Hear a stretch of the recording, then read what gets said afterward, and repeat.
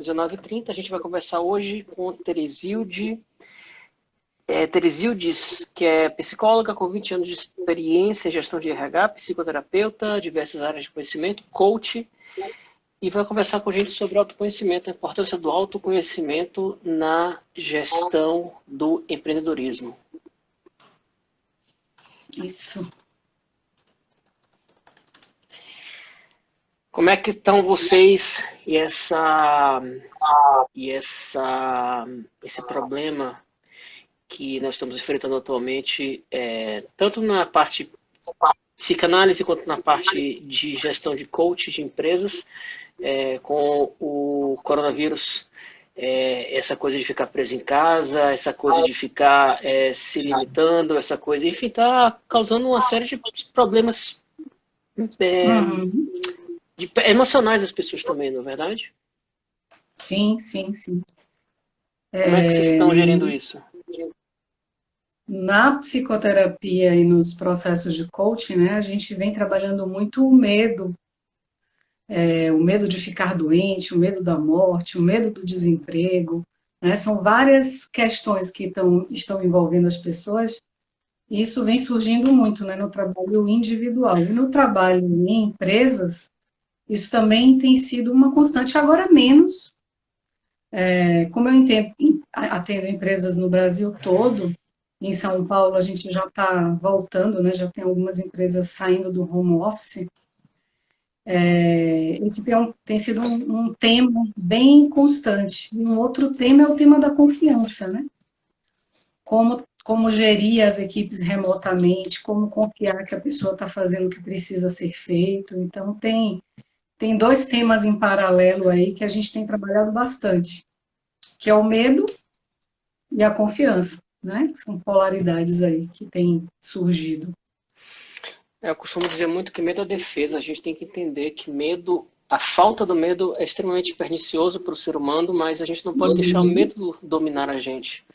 Aprender a lidar Sim. com medo constantemente e entender que o medo é defesa primitiva nossa, né? Para evitar que a gente caia num desastre tremendo. Já temos 9 pessoas, Teresildes. A gente pode começar a conversar. Bem-vindo a todos mais uma vez. Live da Junior Achievements, uma associação há mais de 100 anos no mundo lidando com empreendimento, lidando com educação empreendedora e financeira para jovens mentes que virão a ser no futuro da nação, futuros empresários, futuros deputados, futuros políticos. E temos diversos exemplos disso que aconteceu no mundo inteiro. Pessoas que saíram das nossas salas de aula e se transformaram em grandes empreendedores. Hoje a gente vai conversar com Teresildes, que é coach, psicóloga com mais de 20 anos de experiência em gestão de RH, professora universitária, trabalha com psicanálise, psicoterapeuta, perdão, e conversará com a gente sobre o autoconhecimento no processo do desenvolvimento do empreendedor, do empreendedorismo. Teresildes, bem-vinda, antes de tudo. E é interessante assim, essa velha frase batida e rebatida. Muitas pessoas erroneamente atribuem à Bíblia o famoso conhece-te a ti mesmo.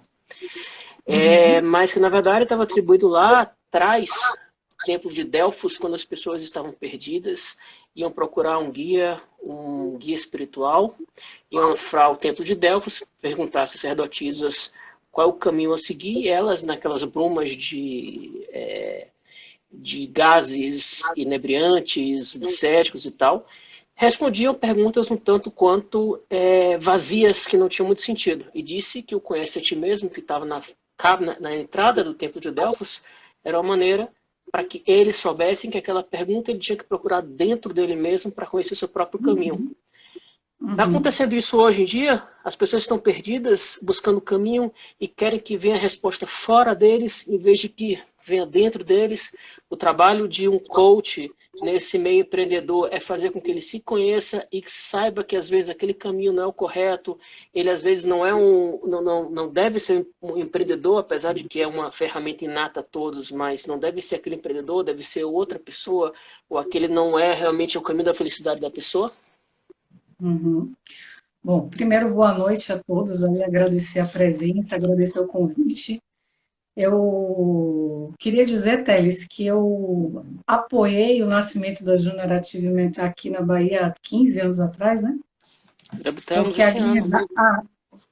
A Gerdau, onde eu trabalhava na época, né, foi minha primeira experiência executiva na área de RH, era a grande mantenedora, né, que Sim. estava trazendo o desenvolvimento aqui para o Brasil, e a gente ajudou a apoiar aqui a entrada, então é um retorno à casa. Eu só me lembro daquele início de carreira, né, não era tão início assim há 15 anos, mas foi é um prazer, uma honra estar aqui com vocês, que é uma instituição super séria, né. Sobre a tua pergunta do conhece-te a ti mesmo, né? Essa frase também ela é atribuída a Sócrates.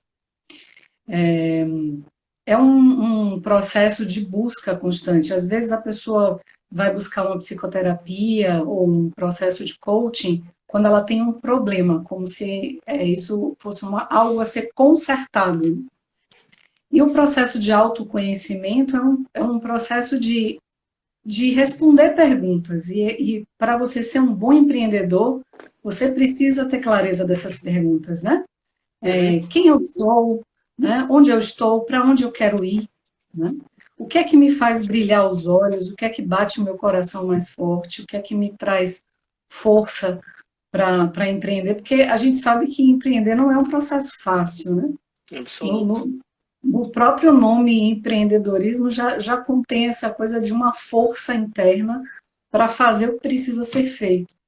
E muitas vezes essa força, essa certeza interna, o mundo está te dizendo, não, não vá, não empreenda, não é o momento, isso que você está querendo fazer é uma loucura. E você tem que ter uma certeza interna muito grande para você conseguir fazer isso. E essa certeza vem do autoconhecimento, né? Vem daquilo que você gosta de fazer, daquilo que você acredita, né, daquilo que te impulsiona a levantar todos os dias e matar um leão por dia, né? Como a gente faz quando a gente é empreendedor, né? Aliás, Então, isso é uma constante no Brasil, no mundo inteiro, mas o Brasil é um problema absurdo das pessoas que insistem em desviar do caminho e colocar problemas à frente de soluções. Problemas acontecem, percalços para você se tornar mais forte, amadurecer a ideia, adaptar, ser um visionário e ir adiante.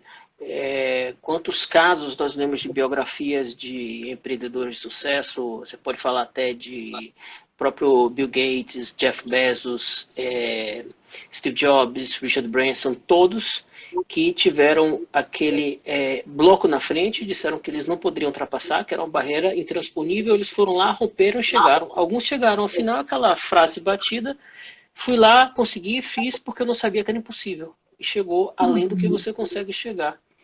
Mas é muito difícil você conseguir sofrer essa barreira em uma sociedade que tenta limitar e cada vez lhe puxando mais abaixo. Como é que funciona esse salto exponencial com o trabalho que vocês fazem com os empreendedores para que eles consigam bloquear o negativo, bloquear o nefasto, bloquear o tóxico, as pessoas tóxicas e chegar àquele objetivo, àquele foco que eles buscam mais adiante. Eu lembro muito de Bill Gates, que chegava nos anos 80, 90, eu acho, dizia o céu é o limite. E ao apontar para o céu, ele conseguiu chegar mais além. Aquela velha história do arqueiro de Maquiavel, né? se você falando de biografias, né, eu me lembrei da biografia de Disney, né? Sim, Tem um filme também muito interessante que fala sobre isso, né? O Walt antes de Disney. Eu até recomendo aí para quem se interessa pelo tema do empreendedorismo, que conta justamente isso, como ele, desde pequenininho, ele tinha um talento para o desenho e o pai tentava tirar ele desse caminho e ele foi traçando, abriu uma empresa, faliu a empresa, até ele descobrir o Mickey, né? Até ele chegar nesse ponto. Então, o que a gente faz é assim, você já trouxe um pouco da dica do que a gente faz, que você falou do negativo. Uma das coisas que a gente trabalha no processo de coaching executivo, não só para empreendedores, mas para profissionais de modo geral, é fazer a pessoa descobrir, revelar dentro de si aquilo que ela tem de qualidade, aquilo que ela tem de bom, de potencial. Então, é trabalhar o seu potencial, o seu melhor, que isso você faz os seus pontos, os seus gaps perderem força, né? E às vezes na sociedade é o contrário, a gente olha para o gap, para aquilo que falta, para aquilo que eu não tenho e que eu preciso desenvolver. Não, no trabalho, a gente precisa desenvolver o que a gente tem de melhor. Descobrir os nossos talentos e como é que a gente coloca esses talentos no mundo, né? Isso o Aristóteles, você gosta de frases, né? O Aristóteles trazia que a vocação é quando eu encontro os meus talentos e coloco os meus talentos a favor das necessidades do mundo. E o que é empreender se não é isso, né? A gente empreende negócios, serviços, produtos, porque alguém no mundo está precisando disso. Então, quando eu consigo conciliar o que o mundo necessita com algo que eu tenho para dar, né, que eu posso desenvolver e eu tenho para dar, é quando o casamento ele é perfeito. E eu só consigo encontrar esse casamento perfeito quando eu me conheço, quando eu sei as minhas limitações, quando eu sei quais são os parceiros que eu vou precisar convidar para estar junto de mim, né? Ou como equipe, ou como parceiros mesmo de negócio, como é que eu devo lidar com os meus clientes, qual é o meu estilo, né, de interação, de relacionamento humano. Quando eu me dou conta dessas coisas, aí eu consigo colocar as minhas capacidades da melhor forma no mundo. Esse não é um processo fácil, ainda mais considerando que a JA trabalha aí com jovens, né? E quando a gente é jovem, a gente ainda está muito se descobrindo. E a gente tem uma coisa que a gente trabalha muito nos nossos processos, que são as dimensões do ser humano, né? Pensar, o sentir e o querer. Quando a gente é jovem, a gente tem o sentir muito forte, né? A gente é intenso em tudo que a gente faz, a gente bota muito sentimento. Mas para a gente poder ser um bom empreendedor, a gente tem que ter esses 3 níveis equilibrados, né? Eu preciso pensar, planejar bem o meu negócio, eu preciso estudar sobre aquilo que eu pretendo fazer, mas isso precisa ter sentido para mim, isso precisa fazer meu coração bater mais forte. E só assim eu vou transformar isso em ação, né? Em vontade de colocar aquilo a serviço do outro, né? Na sociedade. Então, é um pouco o equilíbrio dessas 3 forças que a gente busca nos nossos processos, né? Não só individuais, mas processos de grupo também. É um equilíbrio entre o racional, o emocional e o sonho da pessoa, né? Esse equilíbrio, ele se dá o quê? Através da maturidade, da idade, da maturidade através pela pessoa inserida em um meio muito conturbado que acaba fazendo com que ela amadureça emocionalmente mais cedo. Porque você fala da necessidade do sentir também. Não é você bloquear o emocional, mas você criar um equilíbrio entre essas 3 forças. Então não adianta a pessoa entrar em um meio muito bruto e acabar se isolando completamente do que ela sente, mas uma maneira de que ela consiga entrar em contato com a parte humana deles, junto também com a parte racional. Isso se dá como? Apenas através da maturidade da idade, a maturidade da experiência de vida? Eu te diria que não é a maturidade da idade, né? Porque a gente tem um monte de adolescente aí com 50 anos, né? Que pensa assim de uma forma que é muito impulso, muito impulsivo, que vai, vive e coloca as coisas em ação sem pensar e sem criar sentido para aquilo. E a gente tem muito jovem, na própria Júnior vocês devem encontrar aí jovens assim com bastante equilíbrio, né? Nesses pontos, né? O equilíbrio emocional que você traz, a gente fala do pensar do coração, né?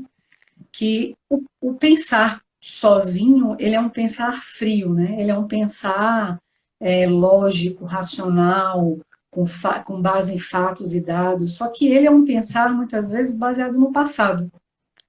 Eu penso sobre algo que eu já vivi, que eu conheço, que eu já estudei, ou sobre algo que alguém conhece, alguém já estudou ou já viveu. Eu só transformo esse pensamento num pensamento vivo pela força do meu sentir, né? Pelo que passa dentro de mim, dos meus sentimentos, da forma como eu me relaciono com o mundo, e também através da minha vontade, dessa certeza interna que eu falei no início, né? Que me faz agir, que me faz fazer as coisas. Então, tem um pouco de maturidade, mas tem também cada um traz uma forma, assim, que acaba reforçando um desses 3 pontos. Então, você deve conhecer pessoas que saem fazendo, ou que falam sem pensar. Quando Impossíveis. viu, isso, quando viu já fez, já agiu, né? Já botou a ação em movimento. Mas cadê o raciocinar sobre aquilo que ela está fazendo, né? Planejar. Cadê o sentir daquilo? Já tem pessoas que têm o sentir muito ampliado, né? Aquela pessoa que você fala sobre algo que ela fez, uma planilha, por exemplo, e ela já acha que você está falando dela, né? Já tem um sentimento muito à flor da pele, ou facilmente explode, né? Aquela máxima que a gente chama da cabeça quente, né? Então, que a gente fala para a pessoa, olha, esfria a cabeça para você tomar uma decisão. Isso significa, pensa um pouquinho antes de você reagir.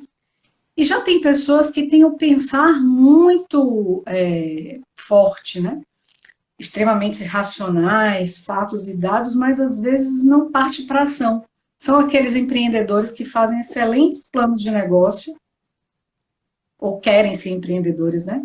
Que fazem excelentes planos de negócio, mas não conseguem colocar o negócio Para para funcionar, para acontecer, rodar. porque ficam só planejando. Então,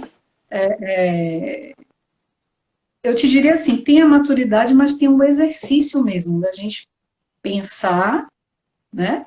Ponderar, que é o pensamento do coração, e a gente trabalhar a nossa vontade para a gente colocar a ação naquilo que vai gerar frutos, né? Que muitas vezes também a gente faz e está fazendo no lugar errado, está fazendo onde não deveria. Então, como é que a gente equilibra essas forças para se tornar um bom empreendedor? É, ainda nesse tema do equilíbrio entre, digamos, o emocional, o racional, o pensar com o coração, o agir, o planejar e o não ter. Pensar demais é um problema sério que existe no empreendedorismo. Aqueles que pensam demais, planejam demais, porque buscam a perfeição e a perfeição não existe e o processo não vai para frente. A perfeição se busca no processo já em andamento, já sendo posto em prática, em prova. Mas o que nós vemos muito na prática mais de um empreendedorismo mais maduro é a existência de sócios opostos. Muitos às vezes buscam justamente esses 2 lados que você apresentou para tentar chegar ao meio termo e dizer ele me equilibra, enquanto ele puxa para lá, eu puxo para cá, a gente consegue achar um caminho meio termo e desde que não haja discussão, um respeite o outro, às vezes, obviamente, dá, como todo relacionamento, até mesmo de esposa e marido, quebra o pau e depois eles se entendem. Você acha que esse é um caminho interessante para se chegar, uma maneira racional e madura para aceitar esses erros que nós temos, defeitos? Naquela análise que você falou lá atrás, seria interessante para cada um? É por isso que o autoconhecimento é importante, né? Porque se eu sei quais são as minhas habilidades, os meus talentos, eu vou procurar pessoas que façam a minha Racional complementariedade. e maduro. Então, a gente falou, por exemplo, do Disney, né? No filme, a gente vê que ele é o artista, ele não tem esse lado do planejamento, do financeiro, etc. Então, quem é que faz essa complementariedade, esse papel complementar? É o irmão dele, que é quem cuida do financeiro. Só quando ele chega nessa dobradinha de uma forma equilibrada que o negócio decola. Por quê? Porque é isso. Eu, como empreendedor, eu não dou conta de tudo, né? Quando a gente está com uma empresa pequena, nascendo, o empreendedor costuma ser tudo, né? Ser a secretária, ser o Sim. comercial, ser o homem de compras. Mas na medida que o negócio vai crescendo, ele tem que buscar pessoas que somem os talentos aos dele, né? e que sejam melhores do que ele. Então, é importante a gente se conhecer para a gente buscar pessoas como parceiros e como time que nos complemente, com certeza. Isso não só no empreendedorismo, mas quando você é líder também de um time dentro de uma organização, você precisa buscar a complementariedade. E por isso o autoconhecimento é tão importante, né? E a gente, às vezes, né, a gente negligencia. A gente vai trazendo para trabalhar com a gente pessoas que são iguais a nós. Isso quase nunca dá um bom resultado, né? Importante a gente trabalhar com as diferenças.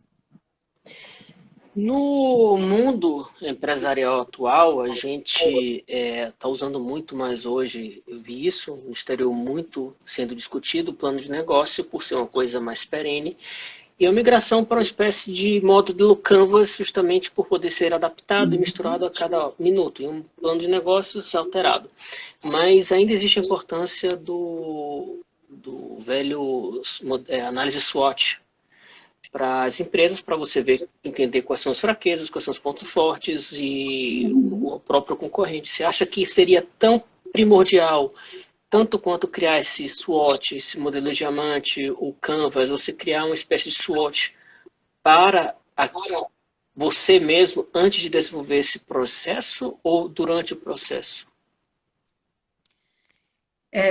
Eu te diria que é tão importante quanto o SWOT da organização, né, do negócio, é importante olhar para, não necessariamente um SWOT, mas olhar suas forças e suas fortalezas, né, para você casar. Né, eu acho que é interessante. E você fala assim do modelo de negócio, do que está sendo usado hoje, né? Uma coisa super importante para o empreendedor é a coragem, né? É a coisa de ter coragem de assumir riscos. E hoje, a gente está aí falando de métodos ágeis, né?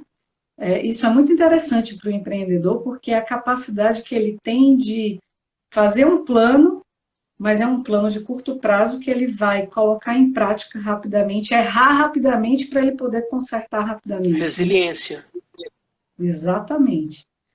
Porque hoje está se falando muito do novo normal, né? Novo normal.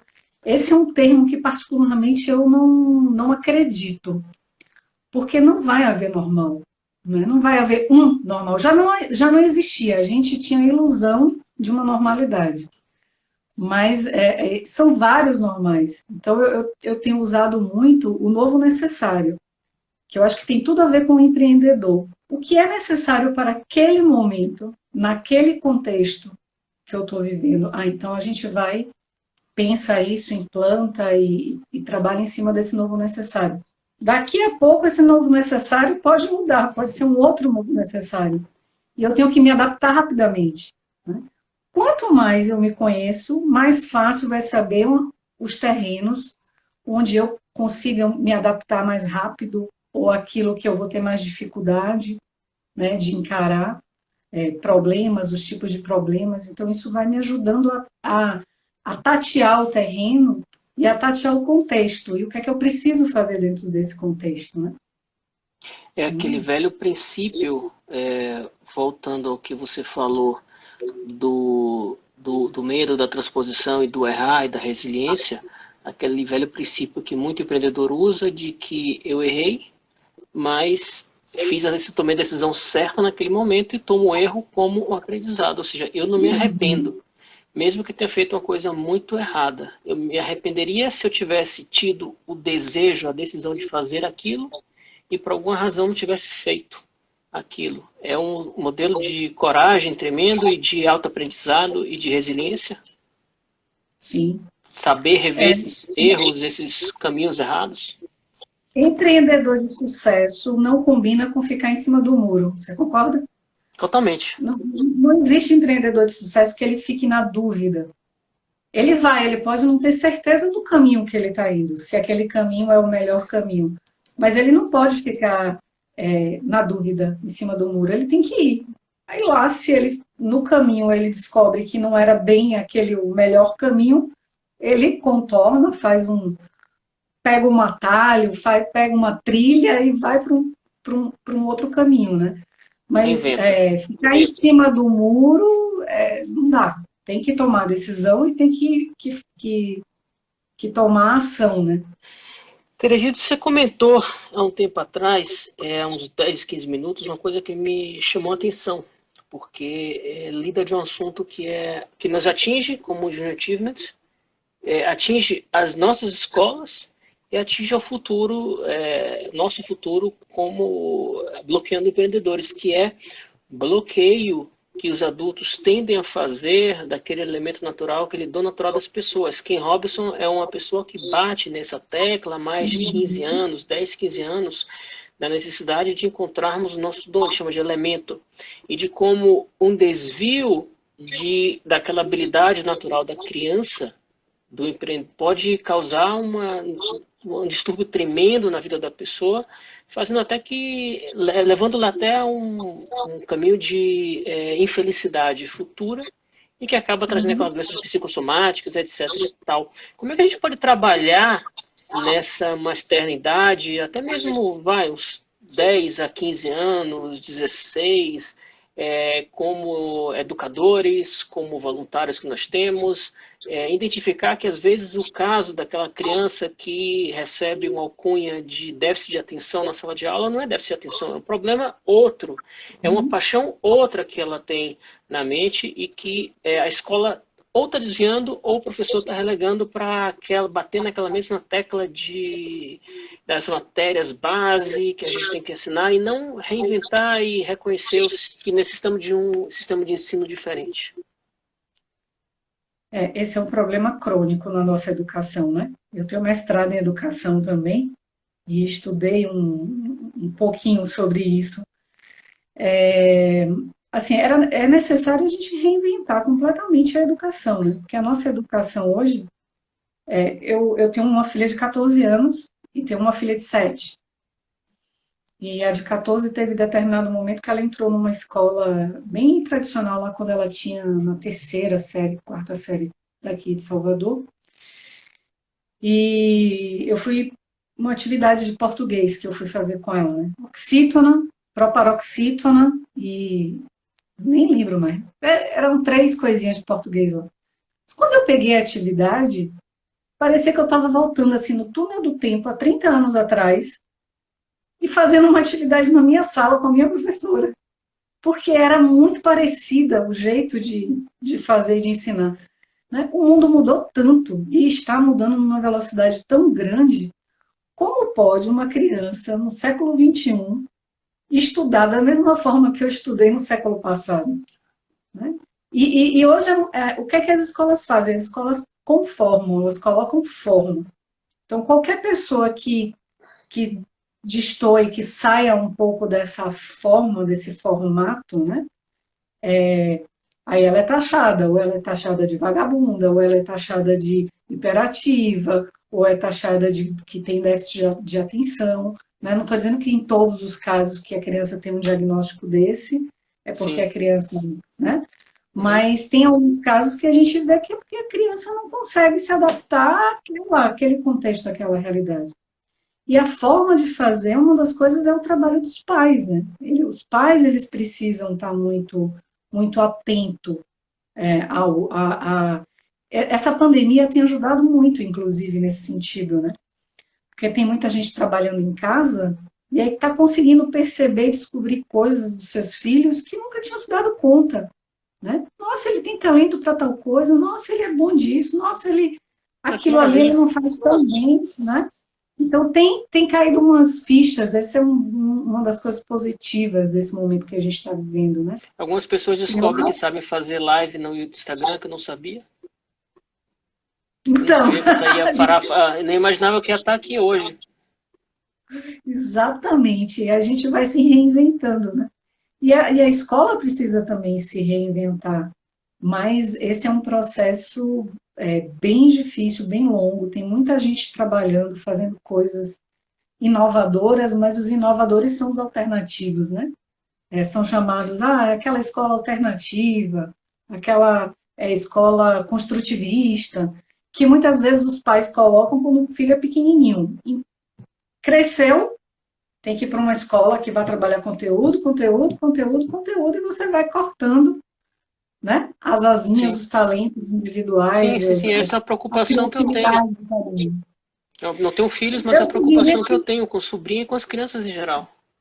é, eu te diria que, assim, mudar o modelo da escola, eu acho que ainda está um pouco longe, mesmo com tanta Sim, transformação, é uma mudança muito disruptiva, né? Então, o pai que tem a sensibilidade, a mãe que tem a sensibilidade, tem que entender que criança é essa que ele tem em casa. E as crianças hoje nascem com talentos e já com chip que é diferente do nosso, né? Aí você falou, brincou da live, né? Pega a minha criança de 7 anos aqui, é capaz dela fazer live aqui e entrar melhor do que eu, né? E do que você. Por quê? Porque eles já nascem já não com sei outras essa habilidade. habilidades, né? E a gente não pode sufocar essas habilidades, a gente precisa criar um campo, um espaço para que essas habilidades floresçam. Só que às vezes a gente. Minha filha estuda numa escola que tem uma base metodológica chamada Waldorf, que é bem diferente o método de ensino. E às vezes as outras crianças não entendem. Ah, mas por que você com 4 anos ainda não sabe ler, né? Não sabe escrever? Então, você tem que meio que lutar contra o sistema. É um problema que a gente. Educação é um tema que me empolga, viu, Teles? Não, pode falar. A gente, para quem A não gente sai conhece do a tema. gente, para quem não conhece a Junior Achievements é educação empreendedora, é buscar o dom natural, o elemento natural das pessoas, é buscar que a pessoa se apaixone, busque o seu sonho, equilibre o seu sonho com a parte racional, visível do sonho e vai encontrar. Então, por isso que é importante, porque a gente vai no cerne da questão hoje e vai às escolas públicas e privadas no mundo inteiro, no nosso caso aqui na Bahia, mas concentrado no Recôncavo, e vamos entrar em contato com essas crianças. E é importante para a gente, para os voluntários, que eu sei que tem muitos voluntários aqui, César Almeida estava presente aqui nos vendo, alguns diretores também. É importante que a gente saiba como observar essas pistas que as crianças, que os jovens dão, e resgatar isso e tentar cutucar para que ele vá mais além. Saia da zona de conforto, busque desenvolver mais aquelas habilidades e não bloqueie com ferramentas que são ultrapassadas, que não condizem mais com a realidade atual. Então, E totalmente válido. a instituição de vocês tem uma coisa interessante, né, que já tem um tempão aí, que vocês trabalham com metodologia ativa. E hoje, nas faculdades, se fala de metodologia ativa como se fosse uma inovação, uma coisa super inovadora. Que é o quê? Por exemplo, uma mini empresa, o programa de Mini vocês de empresa uma é um mini projeto empresa, é uma espetacular. metodologia ativa, que é o quê? O cara aprender como empreender na prática. Sim. Né? Com dinheiro entrando, fluxo de caixa, dinheiro saindo, venda, compra. É uma forma que hoje a gente ainda vê como inovadora, e vocês já fazem isso há bastante tempo, que é como é que eu aprendo, desenvolvo determinadas competências na prática. Isso é uma coisa que as escolas deveriam ter mais, né? Não só tendo uma ONG como vocês trabalhando nisso, né? Mas assim, dentro dos próprios currículos, ter formas de vivenciar, né? De trazer prática e de coisas diversas, que eu acho que o legal da minha empresa é isso, que o tema, aquilo que eles trabalham, vem do grupo, e isso cria sentido, né? A gente voltar a falar do pensar do sentido querer.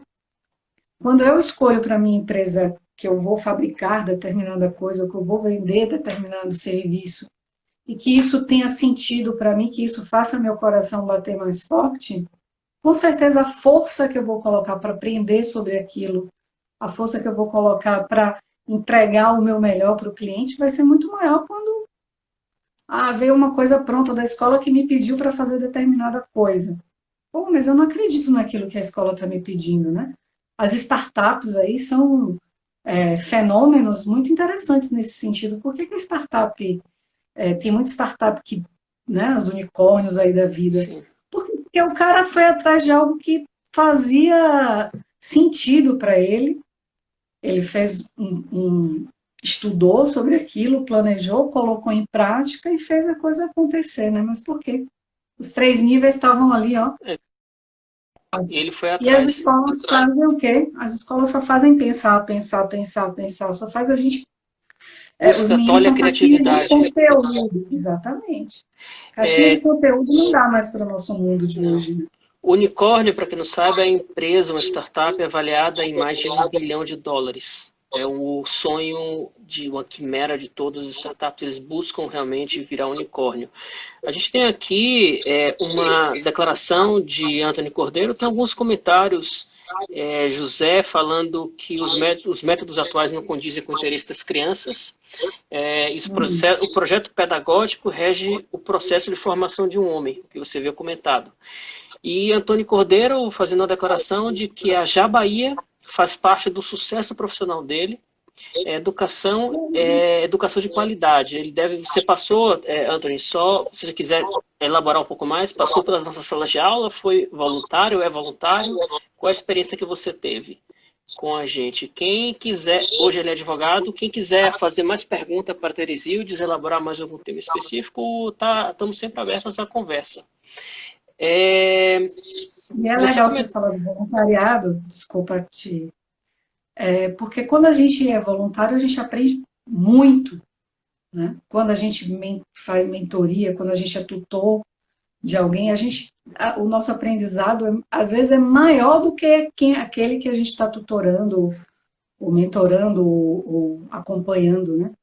Então, eu acho que o formato de vocês é muito legal por isso, porque aprende os dois lados, né? Que eu lembro lá atrás, colocar os engenheiros, executivos e tal para ser voluntários era um negócio meio assim, né? Ah, mas por que a gente vai ser voluntário? E aí, depois que eles iam, eles se apaixonavam e aí a gente não teve mais dificuldade, mas para transpor esse primeiro momento. Meus amigos que dão aula em universidade dizem que aprendem muito mais dando aula, às vezes, do que estudando, porque eles têm que aprofundar mais o assunto, as perguntas fazem sentido. É meio parecido quando você pega um amigo que vem do exterior para cá e quer que você ensine português. Aí você descobre que você realmente, às vezes, não sabe tanto quanto você imagina, ou começa a pensar em coisas que você não sabia que por que isso, por que não aquilo, eu não sei. Aí vai lá e pesquisa para tentar descobrir e relembrar realmente aquela coisa que você tinha esquecido ou nem sabia que havia. Você comentou uma parte interessante, a parte do método que utilizamos com jovens, a mini empresa.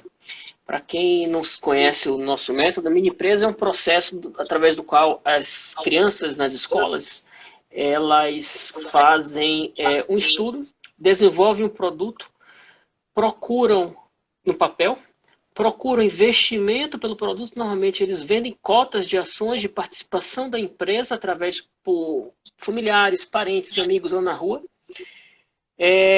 Com esse dinheiro, eles elaboram um produto, criam um produto, fazem marketing do produto, produção e venda depois em uma feira que a gente cria, normalmente o shopping center grande da cidade. Com o dinheiro que essas crianças recebem da venda do produto, ainda são obrigadas a fazer o payback, o pagamento das ações das pessoas que investiram com o direito de participação da empresa. Então aí eles aprendem todo o ciclo. E aí eu volto para o que eu ia lhe perguntar. Recentemente, eu acho que tem umas 2 ou 3 semanas, a Finlândia saiu na notícia que eles estavam ou iriam começar em 2021 ou começam agora a mudar radicalmente o sistema de ensino deles no que você acabou de falar, nessa metodologia. Em vez de eles ensinarem diretamente matemática, história, física, eles iam indiretamente fazer o ensino, para que as crianças acabem buscando por elas mesmas, aprendendo a buscar a informação e fazer interconexão de fatos e eventos e necessidades, às vezes, no caso nosso, por exemplo, necessidade de entender uma fórmula de matemática financeira, para que serve aquilo, como foi criado, um pouco de história, sociologia para entender o ambiente social, político para entender o que está acontecendo, economia para entender por que a oscilação do preço está ocorrendo, um pouco mais de política exterior para entender por que está em baixa aquele produto, aquele insumo, enfim. Como é que você enxerga esse método que vem... que está começando lá na Escandinávia e aqui no Brasil meio que é incipiente em um colégio finlandês que temos. Mas você acha que é um futuro próximo no Brasil, um futuro muito distante? e um esquema, um método interessante para ensinar?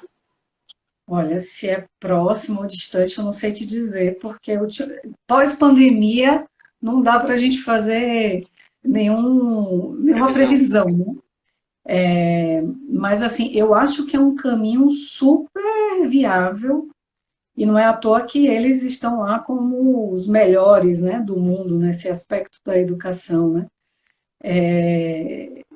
Por quê? Porque assim, informação, conteúdo, a gente tem à vontade, né?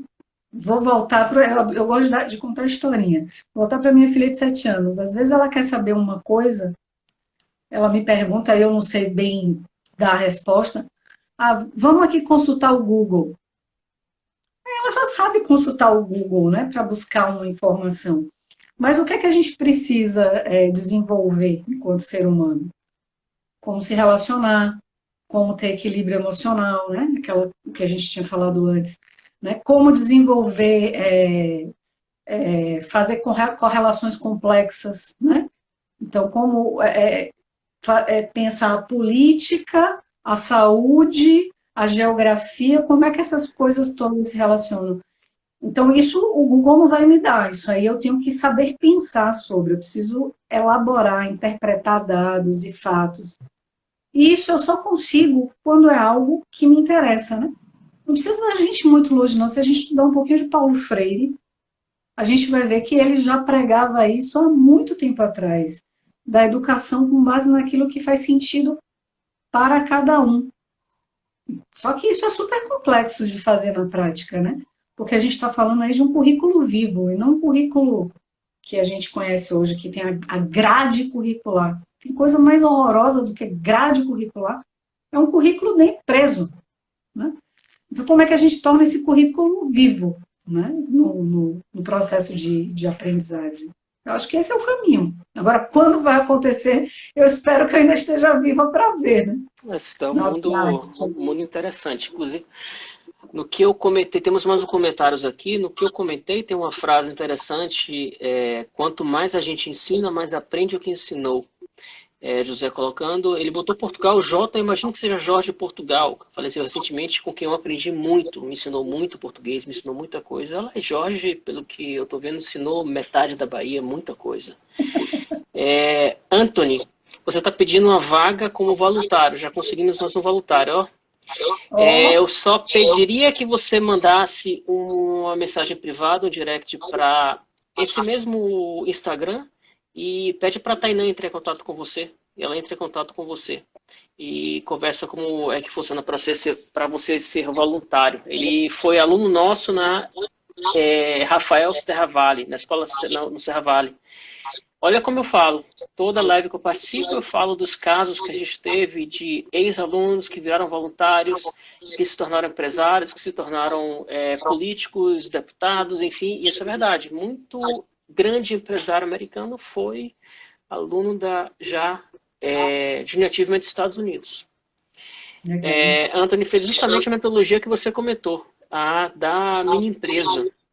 E deixou marcado para ele, ele é empresário, advogado empresário, tem escritório de advocacia, imagino, e deve estar colocando em prática parte do que ele aprendeu com a gente. E uma frase de Cora Coralina: feliz aquele que transfere o que sabe e aprende o que ensina. A paixão que nos move e que faz com que às vezes as pessoas não entendam como é que uma pessoa trabalha. Eu tenho amigos próximos, 4:30 da manhã, estou mandando mensagem, e-mail, 11 da noite estou mandando e-mail, e como é que você não entende como é que ele consegue ter essa energia, essa vitalidade para conseguir estar trabalhando 16, 20 horas por dia, dormindo 4, 5 horas apenas, e ainda consegue fazer coisas, dar atenção à família, e tudo é pela paixão do trabalho, paixão do negócio e pela visão que ele tem da coisa girando e das interconexões que você fala que ele enxerga que acontece. E não é à toa, Teles, que as organizações, as grandes empresas, hoje nos contratam, os consultores, nas consultorias, tem muitos programas rodando para desenvolver protagonismo dentro das organizações, empreendedorismo dentro das organizações. Por quê? Porque o empreendedorismo, aquilo que compõe o empreender, não é só importante para quem tem um negócio, Mas eu preciso empreender a minha carreira, mesmo que eu esteja dentro de uma organização, né? Às vezes as empresas, elas compram a mão de obra, né? As mãos só.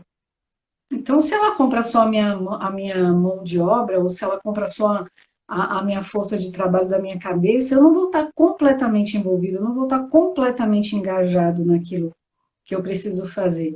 Quando eu empreendo algo, eu estou de cabeça, corpo e alma naquilo, né?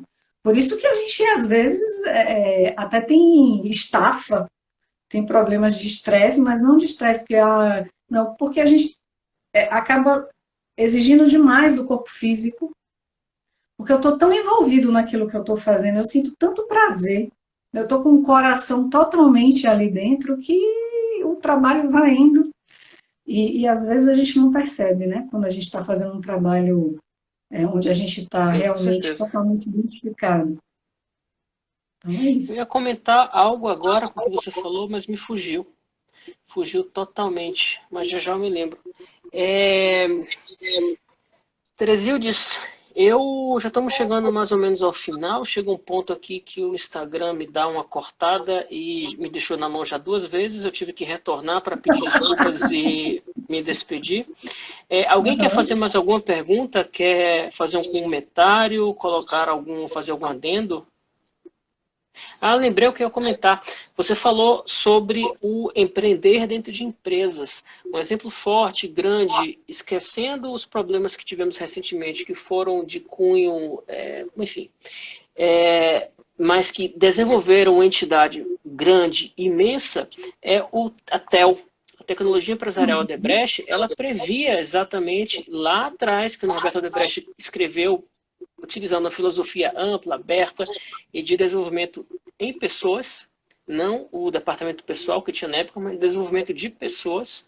Ele previa que cada funcionário responsável por uma área, até mesmo o funcionário de obras, fosse um empresário. O empresário é responsável por um orçamento, responsável por gerar lucro, responsável pela menor satisfação das pessoas. Exatamente o que você acabou de falar, é perfeito, é sensacional. É bom ver que as empresas estão resgatando isso e estão enxergando a necessidade de empoderamento também das pessoas, dos colaboradores. Eu te Vamos. digo que isso é um caminho sem volta. Tomara, com certeza, porque na verdade faz com que o colaborador, o funcionário, tenha orgulho de trabalhar para a empresa, se sinta valorizado e busque se aperfeiçoar e melhorar constantemente. Que ele vai acabar eventualmente se esbarrando em problemas que não são encontrados no dia a dia, sair da mecanização do seu trabalho e conseguir achar ferramentas que às vezes buscam criatividade e vão além do que ele se acha até capaz.